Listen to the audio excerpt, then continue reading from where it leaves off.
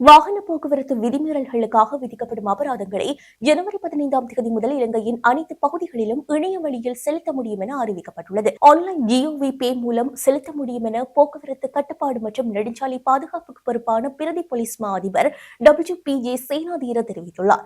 இதன் மூலம் வாகன விதிமீறல்களுக்காக அபராதம் விதிக்கப்படும் சாரதிகள் இனி அபராதம் செலுத்துவதற்காக அலுவலகங்களுக்கு சென்று நேரத்தை விரைவாக்க வேண்டிய அவசியமில்லை எனவும் குறிப்பிட்டுள்ளார். எந்தவிதமான சிரமங்களுமின்றி அபராத தொகையை இணைய வழியில் செலுத்த முடியும் எனவும் அவர் குறிப்பிட்டுள்ளார்.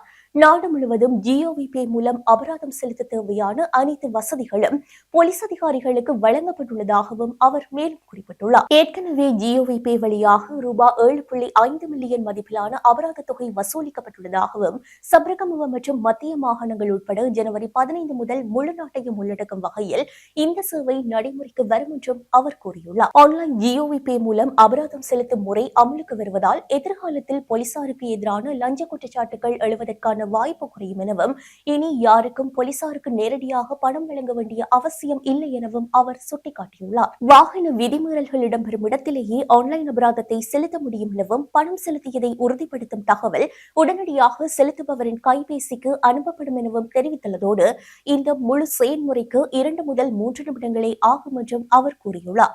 லஞ்சம் கொடுப்பதும் பெறுவதும் குற்றம். அத்தகைய குற்றங்கள் கண்டறியப்பட்டால் குற்றவியல் சட்டத்தின் கீழ் கடுமையான நடவடிக்கை எடுக்கப்படும் என பிரதி போலீஸ் மா அதிபர் சேனாதீர மேலும் தெரிவித்துள்ளார்.